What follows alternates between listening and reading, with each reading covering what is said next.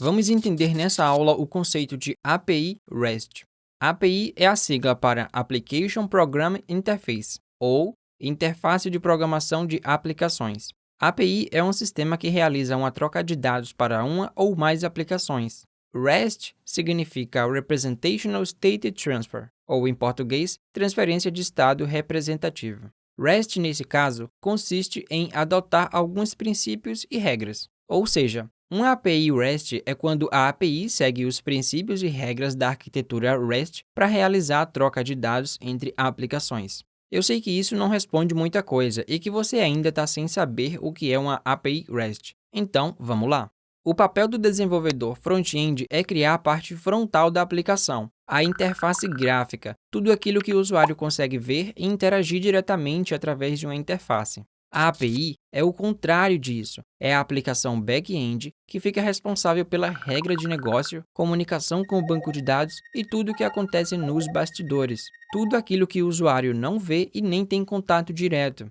Antes de te mostrar um exemplo realista de uma API REST, vamos primeiro destrinchar o que é uma requisição. Quando você pede um copo de água para o seu amigo, você fez uma requisição. E uma requisição é sempre composta pelo pedido, pelo processamento e pela resposta, que pode ser positiva ou negativa. Nesse caso, seu pedido foi um copo de água, e o processamento vai ser o seu amigo checando se tem água ou não para te fornecer. E a resposta será o seu copo de água ou o seu amigo te informando que não é possível atender sua requisição por algum motivo.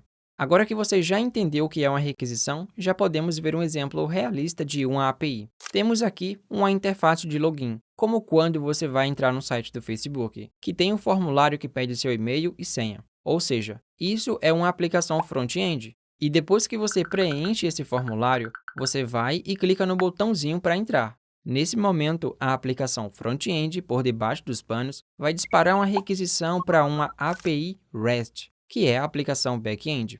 Então, a API vai processar essa requisição, checar se as credenciais de login são válidas, se bate com as informações que estão no banco de dados e, com base nisso, a API vai retornar uma resposta. Se as credenciais são válidas, ótimo, retorna uma resposta de sucesso. E, nesse caso, o usuário pode prosseguir para a timeline do Facebook.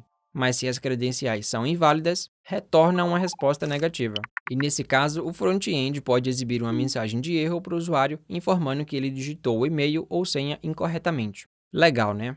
Então, isso é a API. E o que eu falei lá no início do vídeo agora começa a fazer sentido. A API é um sistema que realiza uma troca de dados para uma ou mais aplicações. Mas como exatamente essas aplicações se comunicam? Como que o front-end fala com o back-end e vice-versa? Antigamente, para fazer toda essa troca de dados entre aplicações, era utilizado o formato XML. Porém, hoje já é considerado um formato ultrapassado e raro de se ver, pois é muito pesado, deixando assim a comunicação lenta, além de ser um formato muito verboso que exige um esforço extra da parte de quem escreve, assim como de quem tenta ler. Hoje, o formato mais utilizado para fazer essa troca de dados entre sistemas é o JSON, que ganhou muita popularidade pela sua alta velocidade no transporte de dados. JSON é a sigla para JavaScript Object Notation, em português, notação de objetos JavaScript. Daí você pode pensar nesse momento, se JSON é JavaScript, apenas aplicações JavaScript podem utilizar esse formato de comunicação?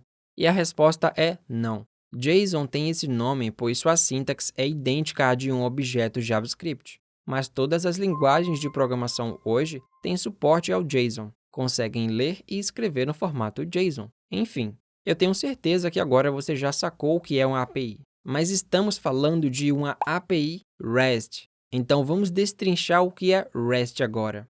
Quando você faz uma requisição de copo de água ao seu amigo, é interessante que você não faça essa requisição para ele gritando ou xingando ele. Isso é feio, você precisa ter educação. Da mesma forma, você espera que seu amigo não te retorne um copo com água suja. Você quer uma água limpinha e você quer que seu amigo te atenda bem, que te retorne aquilo que você solicitou no melhor estado possível. Então, para resumir, estamos interessados em adotar boas práticas para nossas requisições. Então, o REST é exatamente isso, quando a API segue certos princípios para receber e responder às requisições. A arquitetura REST é baseada no protocolo de comunicação HTTP. Então agora vamos ilustrar alguns formatos de requisições seguindo esse protocolo. Primeiro, temos que definir o verbo ou o método HTTP para indicar qual é a finalidade da nossa requisição. Para esse primeiro exemplo, eu vou utilizar o método GET, que é utilizado para buscar recursos no back-end. Em seguida, especificamos o endereço da API, que é onde a API está hospedada, o domínio em si. Agora, eu vou especificar qual é o recurso que eu quero buscar. Pode ser qualquer tipo de informação que a nossa aplicação front-end precise, seja uma lista de postagens, produtos, comentários, mas vamos supor que seja uma lista de usuários. Então, fica users. Essa parte que fica depois do endereço da API é o que chamamos de recurso ou rota que estamos acessando.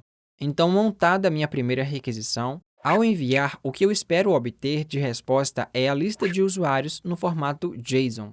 Então, percebe que temos aí uma array com vários usuários dentro? Então, com posse dessas informações, o front-end já consegue exibir isso em tela. Perfeito. Vamos ver outra requisição agora, para a mesma rota de usuários, só que dessa vez utilizando o método POST, que é utilizado para criar alguma informação ou recurso no back-end. Nesse caso, o que eu quero criar é um novo usuário. Mas por onde que eu vou enviar as informações desse novo usuário? Para isso, podemos utilizar o request body, ou o corpo da requisição, onde eu colocarei um JSON com as informações do usuário que eu quero criar. E quando eu enviar isso para a API, ela deve pegar essas informações que eu enviei e armazenar no banco de dados, e responder à minha requisição com as mesmas informações do usuário, só que mais completo, como, por exemplo, o ID do usuário, que é algo que é definido lá no back-end no momento da criação desse usuário. Então, vamos prosseguir. Próxima requisição é utilizando o método put, utilizado para atualizar alguma informação no back-end, nesse caso, um usuário. Só que aí vamos utilizar o que chamamos de route params para especificar um parâmetro na rota, que vai ser o ID do usuário que eu quero atualizar. E ao enviar essa requisição, eu espero que o back-end atualize essas informações no banco de dados e me retorne as informações atualizadas. E por fim, vamos ver outra requisição para essa mesma rota de usuários, dessa vez utilizando o método delete, pois eu quero deletar um usuário do servidor. E a melhor maneira de dizer qual usuário eu quero deletar é também através de route params, passando apenas o ID do usuário que eu quero deletar. E ao enviar essa requisição, eu espero que meu back-end delete esse usuário do banco de dados, mas não necessariamente me devolva uma resposta. Então, essas 4 requisições que nós vimos aí, podemos chamar de CRUD, concorda? Se você não sabe, CRUD é a sigla para Create, Read, Update e Delete. E nós estamos realizando a leitura de informações com o método GET, criando novas informações com o método POST, atualizando informações com o método PUT e deletando com o método DELETE. Esses 4 métodos HTTP são os mais utilizados e praticamente os únicos que vamos utilizar. Mas, pensando bem aqui, lembra que eu falei que na requisição de deletar usuário, não necessariamente eu espero uma resposta da API?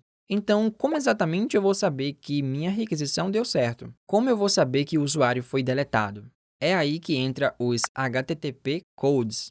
Junto de toda a resposta que a API retorna para o front-end, tem uma informação que chamamos de HTTP code, que é um código de 3 dígitos numéricos que representa o status daquela resposta. Porque toda requisição pode ser bem-sucedida ou pode falhar, não é verdade? E a melhor maneira da gente saber disso é através dos HTTP codes.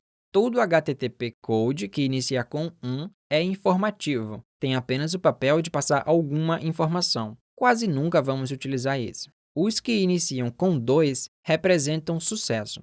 Então, se eu tentar excluir um usuário e o status da requisição for 200, significa que deu certo. Se eu tento criar um usuário e a API não me retorna nenhuma informação no corpo da resposta, mas tem o status 201, já sabemos que foi criado, que tudo ocorreu bem. Os HTTP codes que iniciam com 3 significa redirecionamento. Então, imagine que a gente chama alguma URL e a gente sofre um redirecionamento. Se o status for 301, significa que aquela URL mudou permanentemente, que ela não vai voltar a ser aquilo nunca mais. Se o status for 302, significa que mudou, porém temporariamente, que uma hora pode voltar a ser como era antes. HTTP codes que iniciam com 4 significa erros do cliente. E quando eu digo erros do cliente, eu me refiro a você ou o navegador realizando alguma requisição incorretamente. Por exemplo, você tenta fazer um upload de uma imagem que excede o limite permitido. Não vai dar certo. Muito provável que o status seja 400. Bad request, uma solicitação ruim, defeituosa. Você errou na hora de requisitar. Outro exemplo, se você tenta acessar uma rota que não é pública, que é necessário algum tipo de permissão, de autenticação, mas você não tem, você recebe erro 401, não autorizado. Ou se você tentar fazer uma requisição para uma rota que não existe, ou tentar buscar alguma informação inexistente, o HTTP code vai ser um dos mais conhecidos, 404, não encontrado. Já os erros 500 para cima significa erro no servidor. Por exemplo, é quando você envia tudo certinho na requisição, não cometeu nenhum erro no cliente, mas recebe um erro com código 500, representando um erro interno no servidor. Então, nós vimos os principais HTTP codes. Só que, na verdade, existem muitos outros, mas não precisamos de todos. Basicamente, apenas esse que nós vimos. Então, agora que você já sabe o que é uma API REST, para finalizar, vamos entender a vantagem de ter uma API, que basicamente se resume ao desacoplamento. E essa palavra é muito importante, porque o maior inimigo dela é o que deixa a evolução de todos os sistemas mais difíceis, que é justamente o irmão malvado dela, que é o acoplamento. Em um sistema acoplado, todas as peças elas estão juntas. Isso significa que, ao você fazer uma alteração em uma parte do sistema, você pode estar colocando em risco sem saber outra parte do sistema que não tinha nada a ver com a alteração que você queria fazer. E por mais que você seja cuidadoso para não pisar nessas peças do back-end, esse assunto vai mais além do que isso. Primeiro que quando você está desenvolvendo um front-end, não deveria estar passando na sua cabeça: como é que eu vou fazer para não estragar o back-end? Segundo que, imagina que você tem um front-end e um back-end. Eles estão super acoplados e funcionando. Só que agora você quer construir um aplicativo para celular e você quer puxar exatamente as informações que estão nesse back-end. Como é que você vai puxar informações desse bololô todo? Não dá. Você vai ter que construir uma interface para comunicação, e isso vai te forçar a desacoplar todos os sistemas. Então, agora seguindo esse raciocínio da versão desacoplada, que seria da API, com o back-end isolado e desacoplado, você pode conectar vários outros front-ends, seja ele um website, um aplicativo mobile, uma aplicação desktop ou até mesmo outro back-end. E quando você enjoar do visual do seu site, você pode jogar ele no lixo e começar a fazer outro do zero, sem precisar se preocupar com as informações que estão no back-end. Moral da história: o desacoplamento é uma das coisas mais poderosas em arquitetura de software. Então chega de falatório e vamos ver como tudo isso funciona na prática.